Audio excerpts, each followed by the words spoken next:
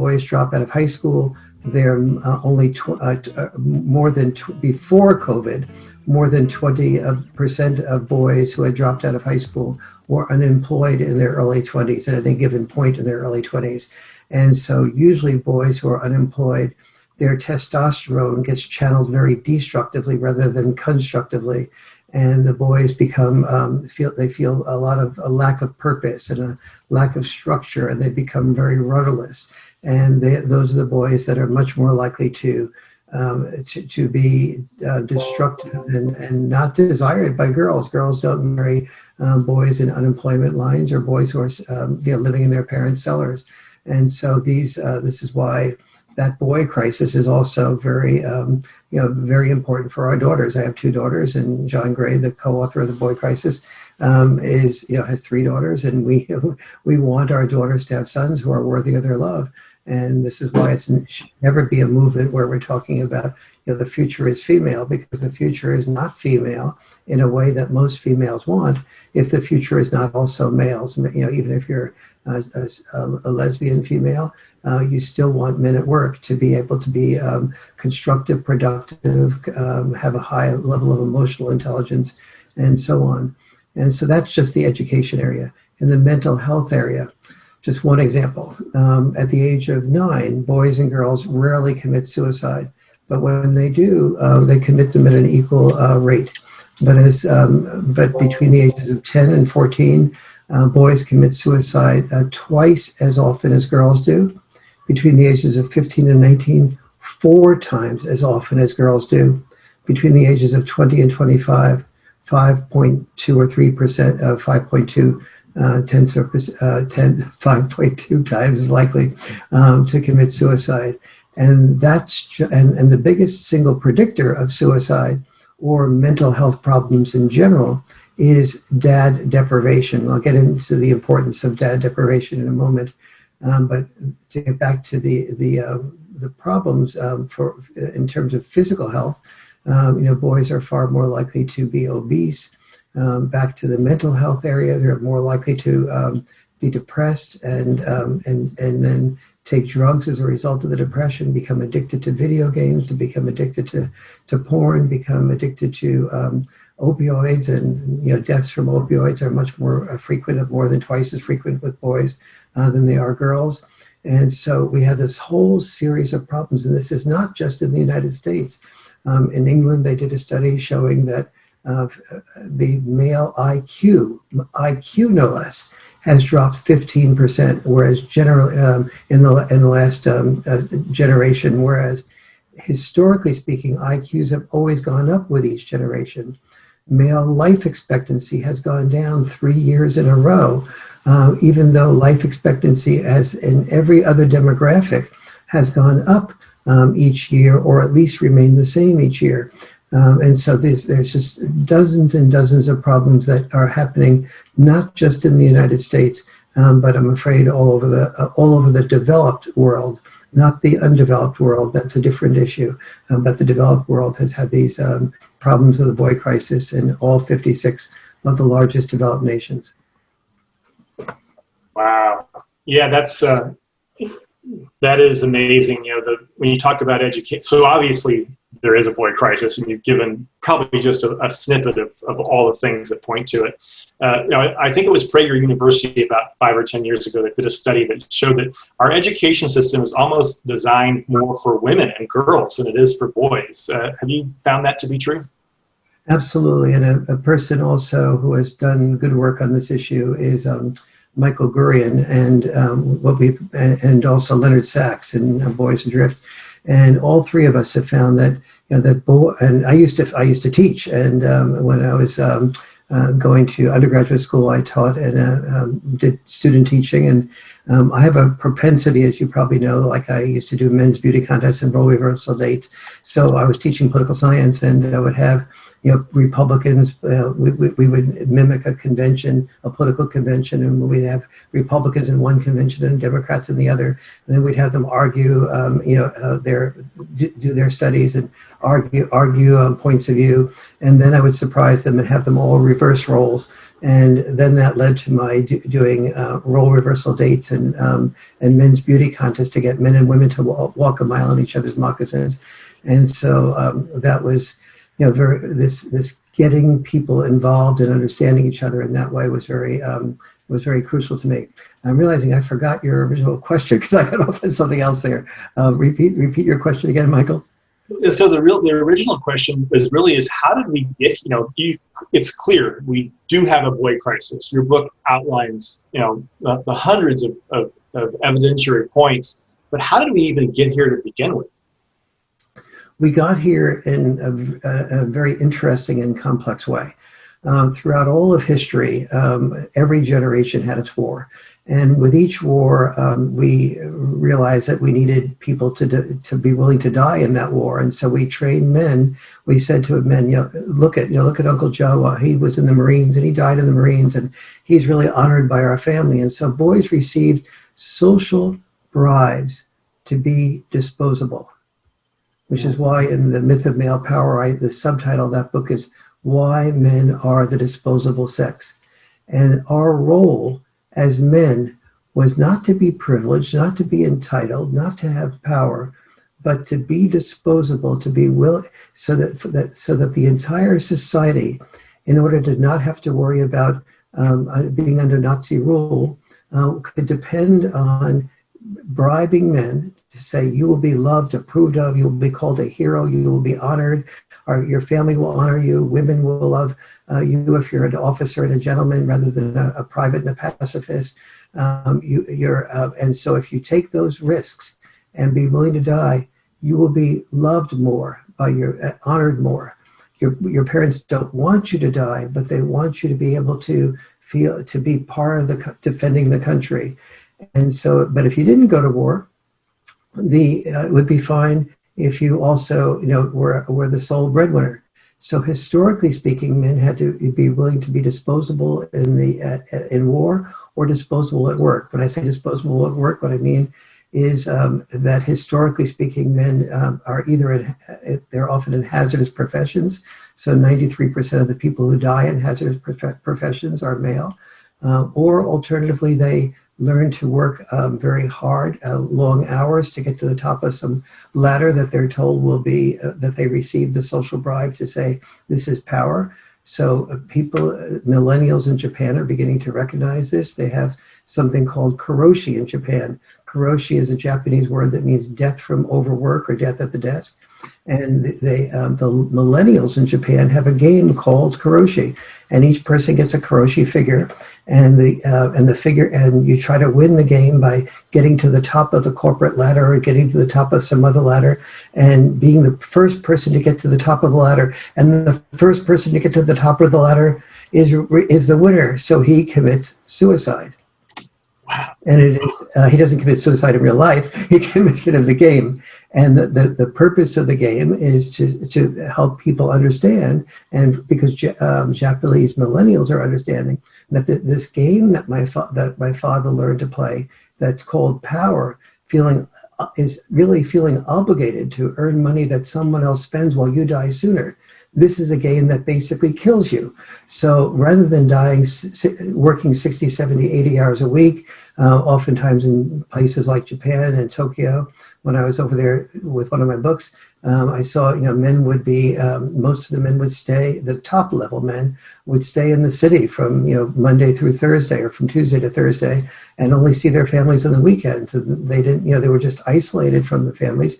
When they came home, they didn't feel like they had the comfort of being able to talk to their wives. So they had these, they'd have special things called snacks where on the way home, they would stop and talk to a woman who was hired just to speak with them and listen to them about their day's work so their wife wouldn't have to be bothered with it. And so we got there because all of this, historically, we were trained to be disposable, but that was the bad news.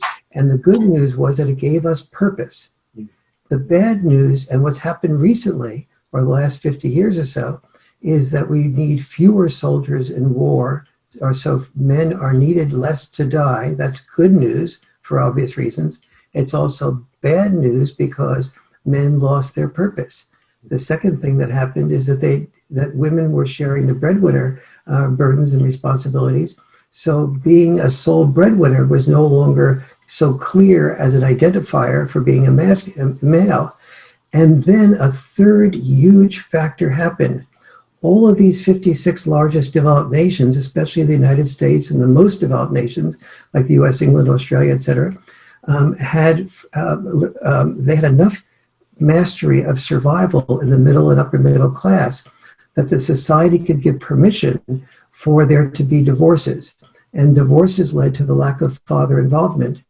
And there was also permission to raise children without being married, which usually meant a lack of father involvement also.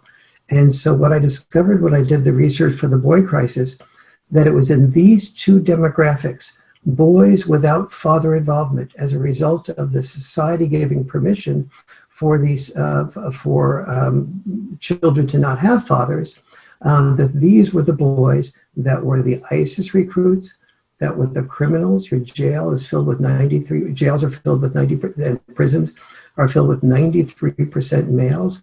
Of those 93% males, about 85 to 90% are dad-deprived males. The ISIS recruits, as I was saying, are almost all dad-deprived males and females. Also females, by the way, that are ISIS recruits are much more likely to be dad-deprived. And our mass shooters are to a very high degree dad-deprived males.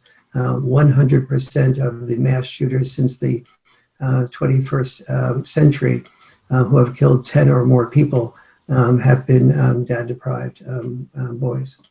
Wow. So we've been trained to become expendable, to become disposable, whether it's in war, whether it's at basically sacrificing our lives for a career to provide for other people that we won't even be around practically, and therefore we've been deprived of being fathers, of being the co-parent in the family setting.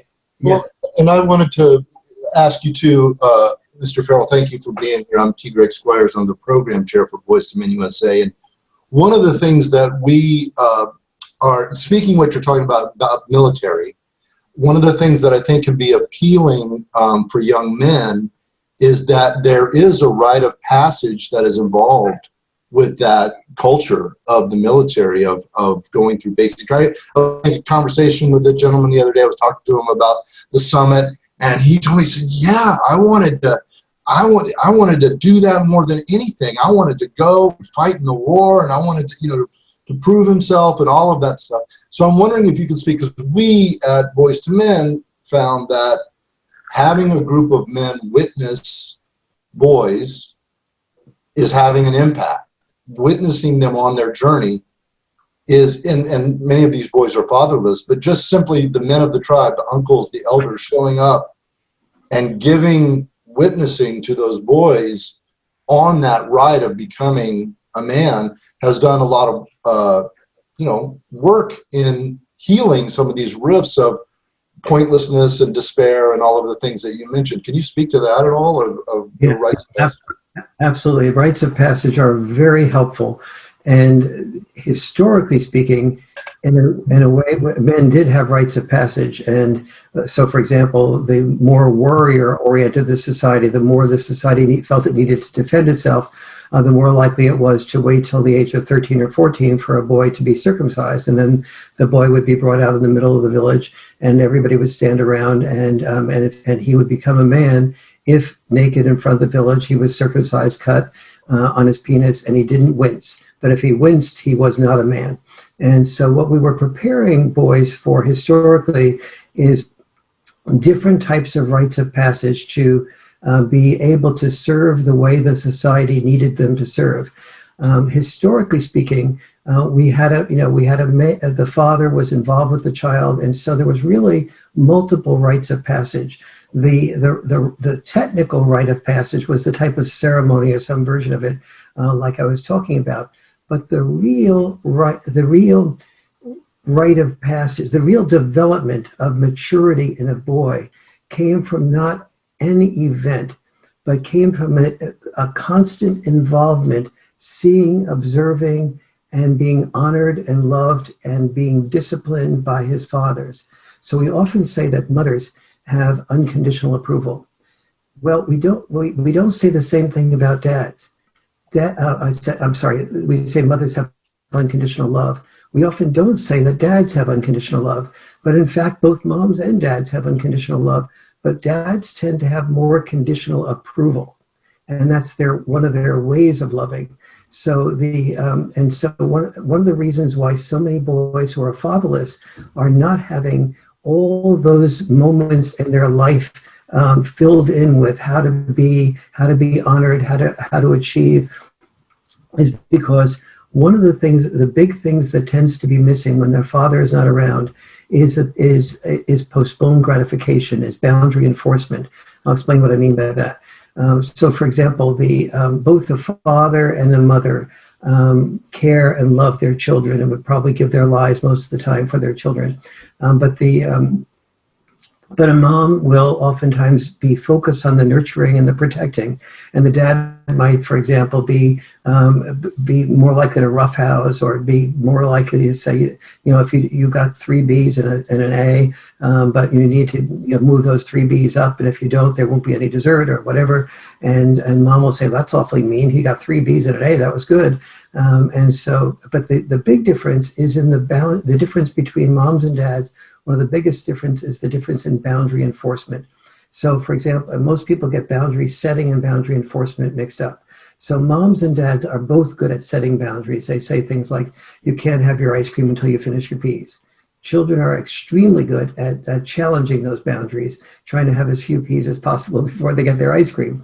But the difference between moms and dads tends to be, and sometimes this is reversed, tends to be that moms will, if the child says, gee, I had a bad day at work, or a bad day at school, somebody bullied me, or something bad happened, mom will think to herself, well, gee, I don't want to get into a big argument over a few peas. So I'll tell you what, sweetie, tonight you should have your peas before you have your ice cream. But tonight, because you've been through such a bad day, I'll let you have your ice cream without having anything more than this number of peas. So then the child gets half that number of peas finished, and mom goes, all right, now he's at least tried. Okay, have your ice cream.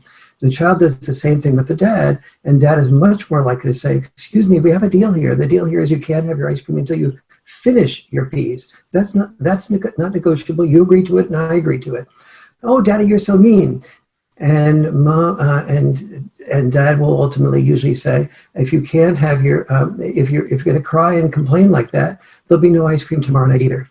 Eventually, the boy gets the point. With dad, I've got to finish doing what I need to do in order to get what I want to have, the ice cream.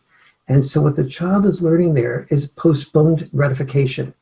What the child is learning with the mother is as a rule, and again, this can be reversed, is to manipulate a better deal. And so when we do studies of children with mothers, and especially boys, we find that the mothers experience the boys as being, and the girls too, as being coercive, as being manipulative, and much more likely to have ADHD. Children raised predominantly by their moms, 30% have ADHD. Children raised predominantly by their dads, only 15% have ADHD, partially because the father is much more willing to enforce boundaries. And when he enforces boundaries, that allows the child, who will be encouraged to dream by the mom and by the dad, to be a great musician or be an Olympic star or whatever that child's gifts are.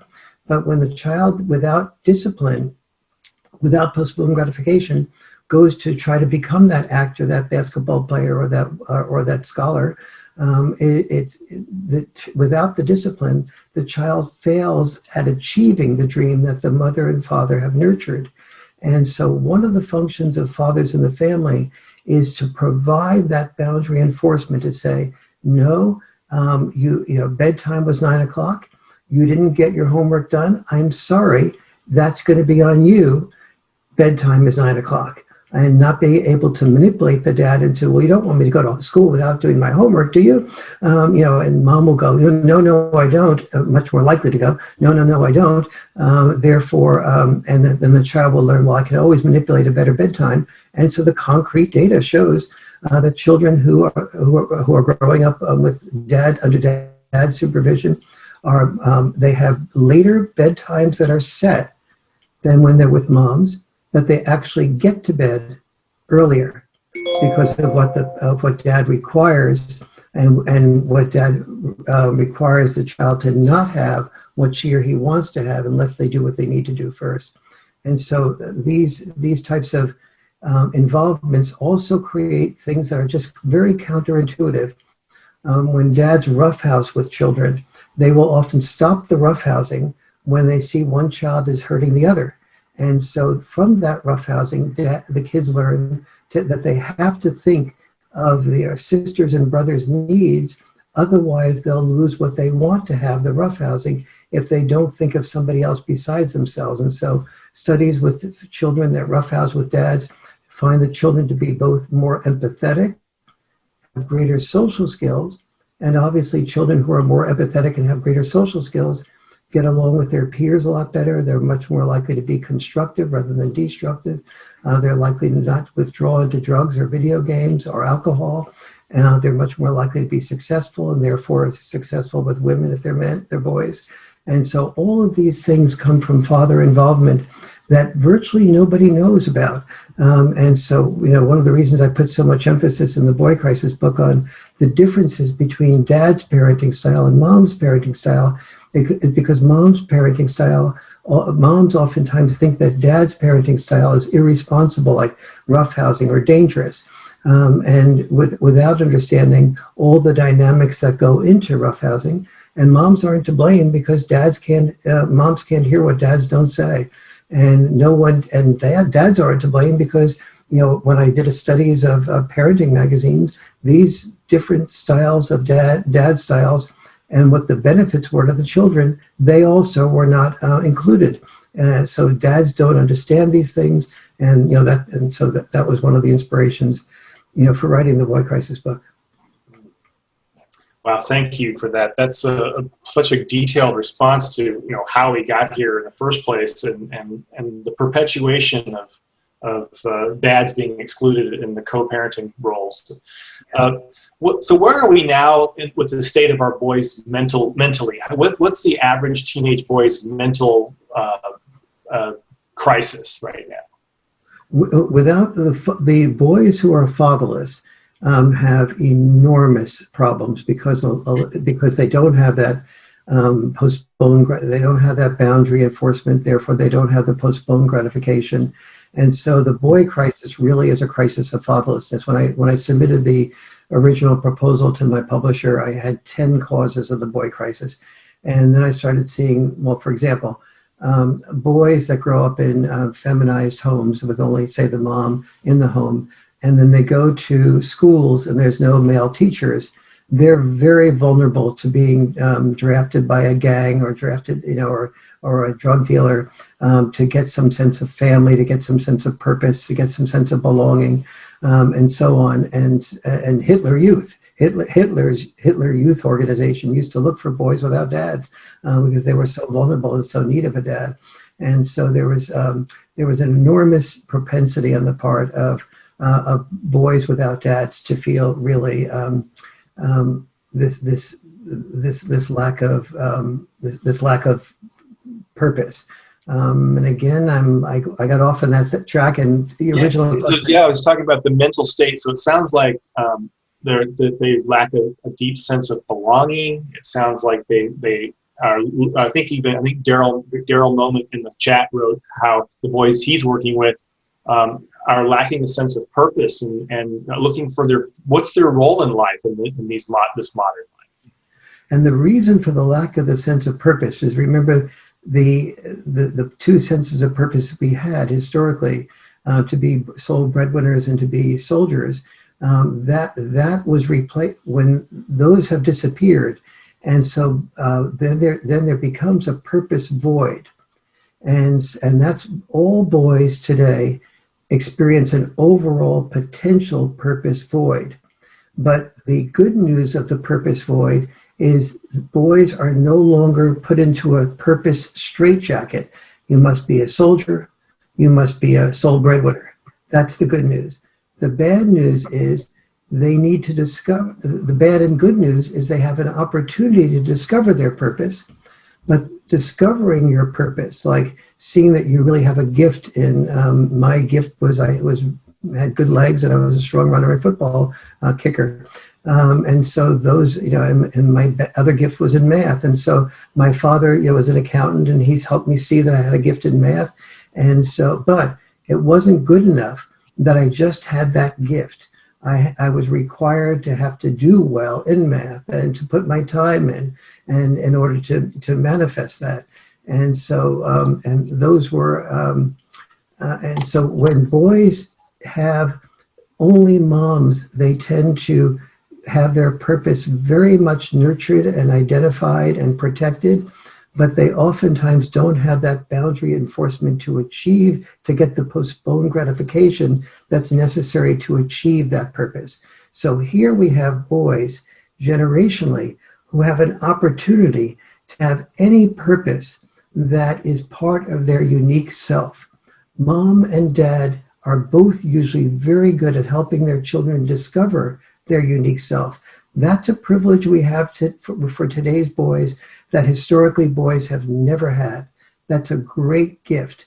But if they don't have that boundary enforcement to achieve that purpose, then they feel more like failures, because every time they dream and tell their friends, I'm going to do this, I'm going to do that, I'm going to be a star in this play, I'm going to be a star on the basketball team, I'm going to be, I'm going to get straight A's, I'm going to be a part of the honor society, and they fail at those things, they start becoming ashamed. And that leads to the withdrawal and the drugs and the addictions and so on. And so that's why you have this, that's one of the reasons you have this series of problems. The second is that we in the feminist movement really misinterpreted what history was about. We have been through the civil rights movement, in which there was an oppressor and an oppressed. And then we've been through Marxism, in which there was an oppressor and an oppressed. And the oppressors earned more money than the oppressed. And so we saw, men earn more money than women do. Therefore, they are the oppressors and women are the oppressed. And that was a total misinterpretation. And that led to statements like, men have male privilege, they're entitled, they think that they could be at the top of the game. But they didn't realize that, men, at least today, in the last 20, 30 years, men do not earn more money than women do. Dads earn more money than moms do. And what happens when there are children is that the dads learn that they don't have the option to be a musician because it doesn't pay enough, or a starving artist. And the reason starving comes before artists is for obvious reasons. They don't have an option to be the elementary school teacher anymore. If their wife has 1, 2, or 3 children, if they and their wife have 1, 2, or 3 children, and the mom wants to be home with the children or only work part-time, they have to compensate for that and therefore give up being an elementary school teacher, become that principal or that superintendent of schools instead, without anyone asking, which would you prefer to be, a teacher or an administrator? 90-some-odd% of people would prefer to be a teacher if you took away the status part of it. And so the status was men's way of giving up doing what created the glint in their eyes, doing what we wanted to do, to give our children and to give our wives a better home and in a better community with better schools, and to give our children options that we never had for ourselves. And all of that is a reasonable those were the sacrifices my father made, and almost all fathers made throughout history. And moms made equivalent sacrifices also. They risked their lives in childbirth, and they made sacrifices of their careers. Men made sacrifices in their careers. And but we in the feminist movement, we put all the focus on women's sacrifices and made the false assumption that men had the world figured out in such a way that manipulated women into their sacrifices without making, and we had privilege and power because we were at the top of the economic ladder without any understanding of what it took to get there, and the fact that, for each person at the top of that ladder, there are many, many people at the bottom of that ladder. And that the homeless are also mostly males, and the ones that commit suicide and die earlier are also males. And the feminist movement to this day, unfortunately, does not understand that, get that, or acknowledge that. And that's been, a deep sadness for me, because almost, every friend I had was a feminist for many years. Yeah. T-Grade. And all the money that I made was from that, from those sources too. We want to be really honest. So we're talking about the mental landscape of what boys are going through. So can you speak to a little bit about what's happening to them physically? Their physical health and what's going on right now. Yes, boys. When boys don't have that sense of purpose, they get bored, and then there's food, and when they get a little bit older, drinking, and then there's drugs, and especially in inner cities where where not only do you get drugs, but you're also one of those ways of making easy money or easy money for a while is to sell drugs, and so you get into a whole system of people that are destructive and that are likely to lead to prison, and hence the school to prison pipeline. And what we need to, one of the reasons, as you mentioned, that that we've Joe and Michael, you've both worked with me on the coalition to create the White House Council on Boys and Men. That one of the reasons we wish to create a White House Council on Boys and Men, and other councils on boys and men around the country in different states and communities, is because boys need we need to have programs to create to have scholarships for male teachers in exchange for spending a couple of years teaching. We need to have a father warrior programs. This is part of what I've discussed with the White House, is creating a father warrior program, in which we work with boys at the age of 5, 6 years of age to have better communication skills, more emotional intelligence, become babysitters, caretakers for their sisters, to prepare themselves to be good, involved dads, and to be honoring them for that. One of the most important things to understand about men is that men will do anything if you honor them. Yeah. Men are very vulnerable to social bribes. We as a society just have to be conscious of being responsible with our social bribes, and to use the part of everybody's brain, which is the RCZ, the rostral cingulate zone, which when we honor a boy or a girl, the rostral cingulate zone part of our brain shoots us dopamine, the feel-good drug, and that makes us want to do what gives us approval. And if you say to boys, you will be loved, honored, and respected as a fathers, because what we need in this world now is good fathers and good scout leaders and good boys to men mentors and good people in faith-based communities to lead boys effectively. And we need to not only get, and what does effectively mean? It means responsible guidance where we teach boys how to communicate their vulnerabilities to each other. So not every boy is walking around in what Ashanti Branch calls the mask of masculinity, and what I also call the mask of masculinity, which is, you manifest one vision of yourself to your friends, but underneath you feel insecure and you feel sort of like ashamed of yourself, and you don't feel like you're as good as other people, but you can't share that with anybody. And so all of that gets internalized and built up until it comes out in a destructive and negative way. And so these are, and by the way, let's spend one moment deviating here. If you're a mom listening to this conference is open to moms? Of course, yes. Yes, of course, I was quite sure.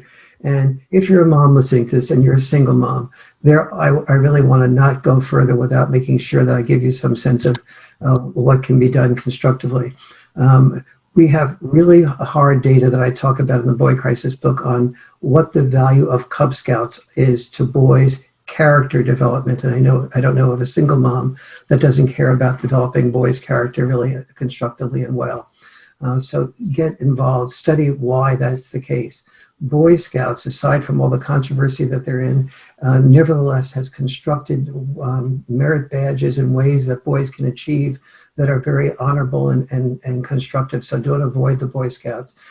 Get involved with faith-based communities. Make sure your boys get involved, and your girls too, in what I call the liberal arts of sports. Each type of sport has a gift to give to your child. One of those is team sports. The other one is pickup team sports, which is the most neglected form of sports, where you teach boys to become and girls to become entrepreneurs by having them go to a school, for example, and pick up a game with other kids that come into the area at that time, make up rules. So you're not having supervision, which prepares you well for organizations, but pickup team sports prepares you to be an entrepreneur, to be a risk taker, to create rules, and to judge for yourself what rules are being followed and not followed. And then also sports that are not quite team sports, like basketball, gymnastics, where you're part of a larger team, but most of the work is individual work, and that's very good for self-starting. And it's very important for children, and especially for boys, to have all three of those, because one of your questions before was, why are schools feminized? And yes, they are, because girls are much better than boys are, as a rule, at taking notes, memorizing them, or making sense of them and feeding them back on an exam. Boys learn by doing. When I got off before about talking about getting everybody into different role reversal experiences at school, it was that I intuitively sensed that the children would learn better by doing. What I didn't realize was what my teacher supervisors told me afterwards, is that a number of the boys in class who were pretty bright but had been doing very badly, for some reason that group of kids those boys did exceptionally well. I didn't realize what I was doing at the time, but my propensity to teach by having people do was good for the girls, but it was especially good for those boys that were not the student type of boys. Wow, yeah, that makes complete sense. It's in Boys to Men mentoring, sports and games and interactive games are a big part of what we do in our J groups. Yes. What should we be? Thanks for telling us. How do we get there? Where are we now? Where are we going? Well, what should Boys to Men mentoring be doing in our work with boys? What you talked about, some tools that moms can use. What about our mentors? And I mean, not every boy has access to a father, whether it's through divorce. A lot of our boys' fathers are in the justice system. If you mentioned 93% of all incarcerated Americans are male. What do you recommend? What do you see that we're doing well, and what do you think we could do even better? Well, what you're doing well is, you are providing, Boys to Men mentoring is providing one of the most important gaps in the culture at this point, because obviously they'll be focusing on boys who need that. And boys, there's never been a time when as high a percentage of boys are without their dads, and those boys are yearning for male role models that are constructive. And when they don't get them, boys who are without their dads hurt, and hurt boys hurt us. If they don't have a mentor to give them good male role modeling and to see that somebody cares about them, that hurt will almost invariably go into channeling their testosterone destructively. So you are providing, in my opinion, one of the most essential missing ingredients in boys' lives. Secondly, what can potentially you do better? I don't know whether you're doing this already, but one of the things I was quite surprised and interested to find as I did the research for the Boy Crisis book was that boys are helped both by mentors and even more helped by being mentors. So working with boys to find somebody even younger than they are who is not doing well and needs their help, or could potentially use their help, and working with them to mentor that boy, it turns the boy into a sort of a mini parent. He begins to, whereas normally he would maybe not want to study and get involved in some new video game and get addicted to that. And he's now saying to himself, well, if I get involved in that video game, I'm not going to do as well at school. How will that look to the boy that I'm mentoring when I get an F or a D? How will it look to the boy that I'm mentoring if I drop out of school? How will it look to the boy I'm mentoring if I take drugs, if I get arrested? And so he's having a purpose. We were talking about the purpose void before. So the boy needs the mentorship from above, but seems to benefit even more when that mentor helps him find somebody to mentor that he can become a mini dad for and feel always watching himself through the way the boy will potentially feel he can respect him. I'm not sure if you know the data on this, but 53% of women under 30 who have children in the United States have children without being married. Without being married means usually, even with the small percentage of them that are living with a man at the time, the ones that are living with a man at the time only, the average relationship lasts only 3 years. And then usually the dad disappears, oftentimes completely from the child's life after that. And so so this point in history with that enormous amount of the percentage of boys growing up without a male role model, which is so important. You know, girls don't hurt as much because they at least have a female role model at home with the single mom, and they also have much more permission to cry and to express their feelings. Boys have learned to repress their feelings, and especially if they have an interest in being successful, they learn at an early age that successful men don't express their feelings; they repress their feelings.